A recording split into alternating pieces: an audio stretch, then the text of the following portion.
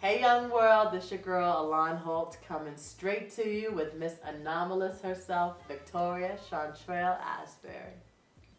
It's the dialogue. It's the dialogue. It's the dialogue. It's the dialogue. It's the dialogue.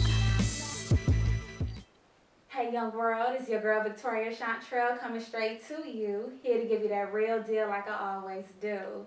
And today I have the pleasure of sitting here with Stanford's own Miss A-lan Holt. Hello. Hey, how you doing? I'm doing real good. How are you? Good.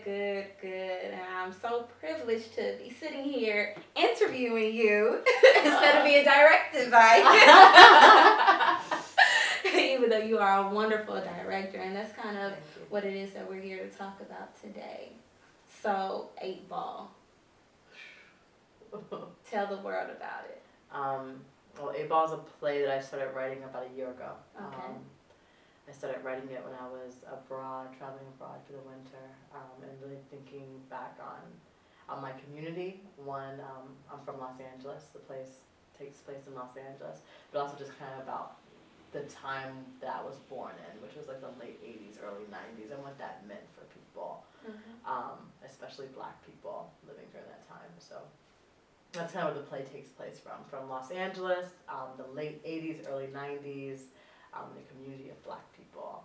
Okay. Yeah. So, I know a little more about the play.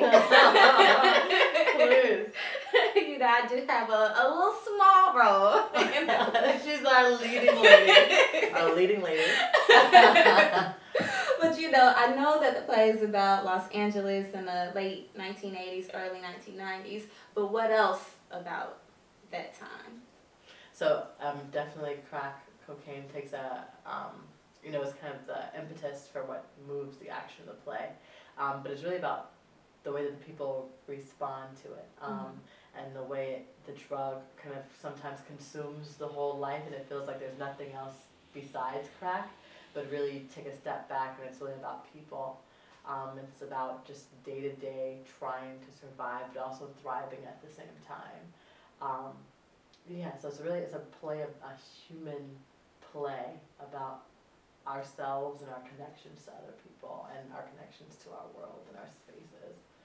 So is that a little bit clearer? It's a big play. I'm still trying to learn the 2-minute spiel about it. But I hope that comes a little bit. Yeah, you know, I know what the play is about. Yes. I just want everybody else to know just a little more what it's about, because I think it's something great, you know. As you said, it's about crack, but at the same time, it's really about the people. Yeah. You know, you do such a beautiful job with showing that, you know, these people are beautiful. We have issues, but we still love one another, and we're trying to make something of ourselves and of our communities and build each other up. For sure. For sure. So, besides, you know, this being the era that you were born into, how else did this play come about for you? Well, I definitely, in the scholarship around crack, there's not too much. Mostly it's kind of social science numbers and like statistics and very things that kind of blur the story, you know. And in the humanities, there's very little written scholarship work, and also the kind of big representations we think about, like New Jack City and Pookie with Chris Rock, you know, or Halle Berry and Jungle Fever. And I felt like those were kind of more still playing into the stereotypes of like that crackhead, you know, that we really can't, you know, escape from. But also, I thought there was just a little bit more that needed to be told from that. Okay. And so this is my kind of telling of that story, and it's very poetic. As you have some very great parts. But it's also that's matched with very real language. You know what I mean? Very real problems. But also there's a solution at the end, which I feel like we don't really get to those other stories. Yeah. So. Great. So you are doing this play as a part of what? It's part of my senior honors thesis. Okay. Through the Center for Comparative Studies in Race and Ethnicity. Okay.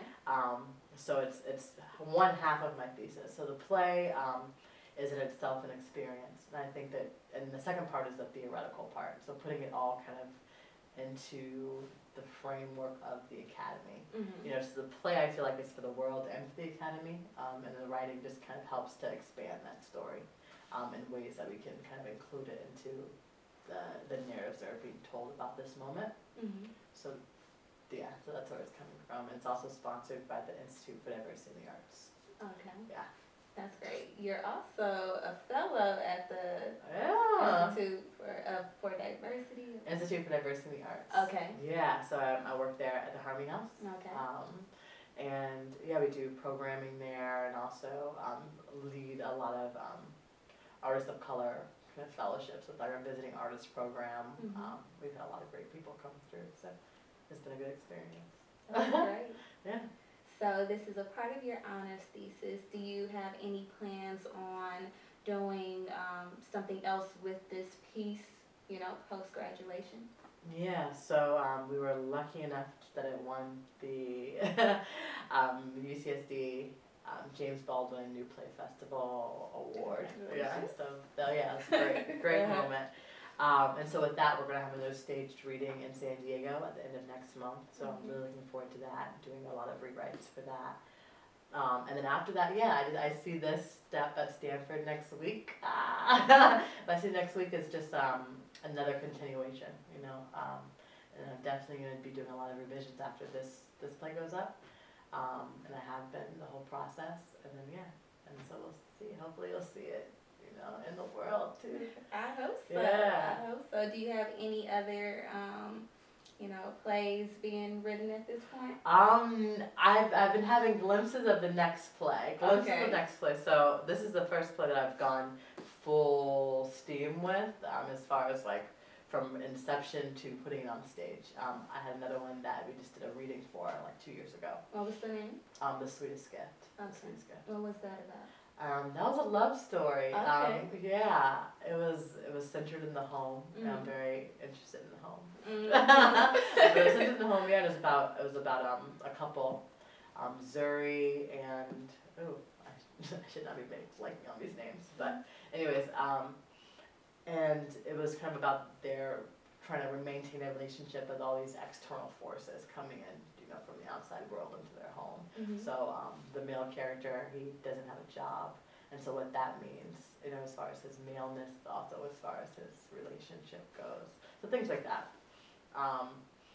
But yeah, the next play is coming. I think it's going to be about more environmental issues. Environmental, like green stuff? Yeah, like green, but in a very black way. You know what I mean? Okay. So the way that black people think about the environment. Littering? Littering. Something like that. Something like that. But yeah, just kind of inserting the black voice into this kind of huge discussion that's going around about global warming and environments and just like what that means. Because black environments are very different. And also black communities are very much impacted by all these kind of toxic dump sites, so what that means for us as well. Great. So in this brief conversation, I'm already noticing some patterns. What is this?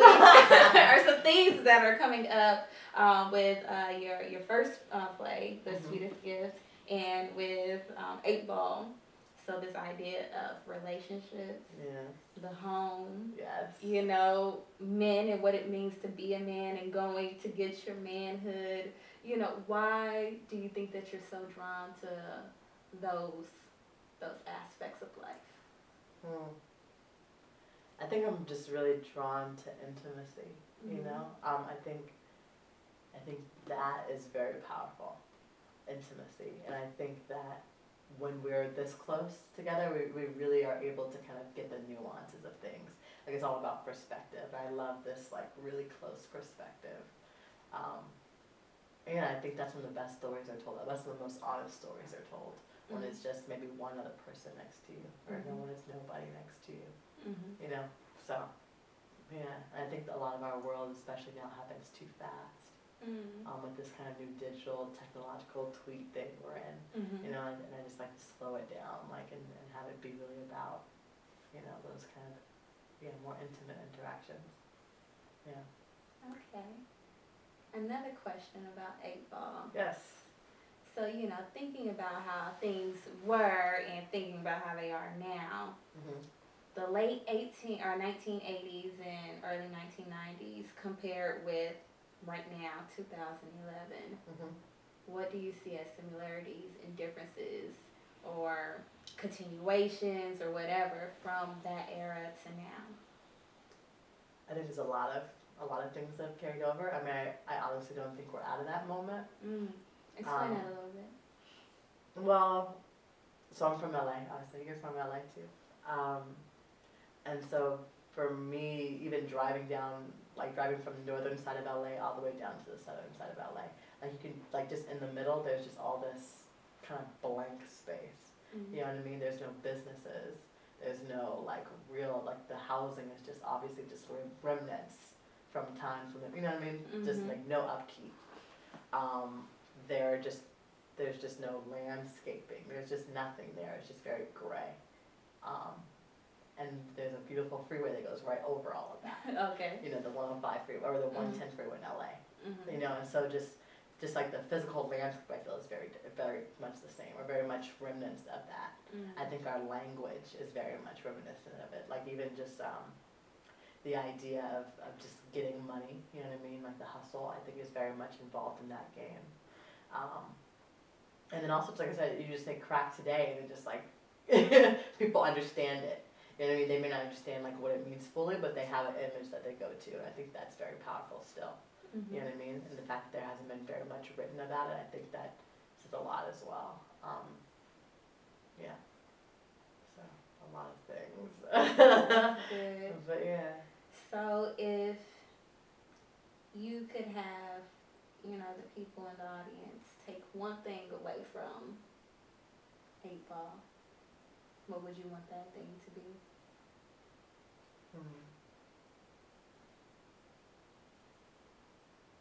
Love. I was reading this great paper today about this false idea of the individual, you know, and how we feel like progression means that you're self-dependent and independent. And I think that's not true, you know, and I think that 8-Ball says that. Like at the end of the day, maybe you just need someone to hold you, and that's how you get by, you know what I mean? So I think love, because love requires somebody else, you know what I mean? But love also requires yourself. So, yeah, 8-Ball is a play about love. Exactly. That's exactly what I was thinking. 8-Ball is a love play. You know, sometimes I catch myself telling people, yeah, it's a play about crack, but really it's a play about love. Dysfunctional love, long-lasting love. Recurrent love. Exactly. Love of the money, love of people, love of ideals. Yeah. Just love in all its different form. And I think that you execute that very, very beautifully. Thank you, Miss Victoria. No problem. Yeah. So with that said, you all should come out. When is the play going on? It plays March 31st through Okay. April 2nd.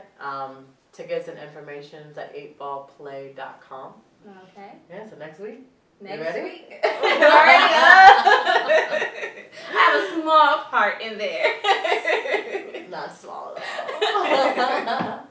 Yeah. Well, anyways, lady, thank you. Thank you so much. Great. I look forward to seeing you guys there. It's the dialogue.